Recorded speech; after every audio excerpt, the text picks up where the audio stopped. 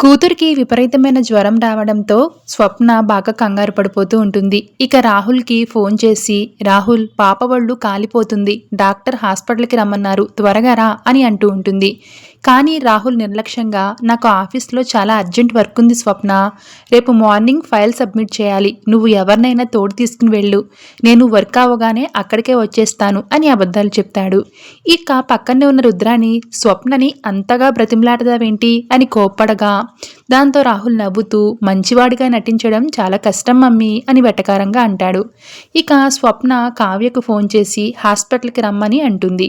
ఇక రాజ్ కావ్యాలు బయలుదేరుతారు. స్వప్న ఒంటరిగా పాపని తీసుకుని హాస్పిటల్కి బయలుదేరుతుండగా సుభాష్ ఎదురవుతాడు. విషయం తెలుసుకుని, రాహుల్ లేకపోతేనే నేనున్నాను కదా, పదమ్మా అని తోడుగా వెళ్తాడు. ఇక రాజ్ కావ్యాలు హాస్పిటల్కి వస్తారు. ఇక కావ్యని చూడగానే స్వప్న ఎమోషనల్ అవుతూ, కావ్య నువ్వు ఆ ఇంట్లో ఉండి ఉంటే నాకింత భయం వేసేది కాదు, పాపని అలా చూస్తుంటే నా ప్రాణం పోయినంత పని అయింది అని ఏడుస్తుంది. ఇక కావ్య స్వప్నను ఓదార్స్తూ, అక్క నువ్వు ధైర్యంగా ఉండు, పాపకేం కాదు అని అంటూ ఉంటుంది.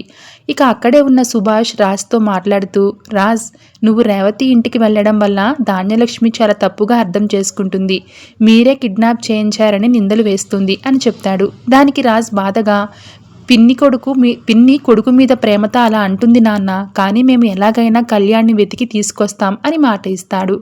పాప కోలుకుందని డాక్టర్ చెప్పడంతో అందరూ కూడా ఊపిరి పీల్చుకుంటారు. సరిగ్గా అదే సమయంలో రాజ్కి పోలీసుల నుంచి ఫోన్ వస్తుంది. అప్పు కళ్యాణ్లు ఉంచిన లొకేషన్ ట్రేస్ అయ్యిందని ఎస్ఐ చెప్తాడు. దాంతో రాజ్ కావ్యాలు వెంటనే అక్కడి నుంచి ఎస్ఐని కలవడానికి వెళ్ళిపోతారు. Thank you so much for watching.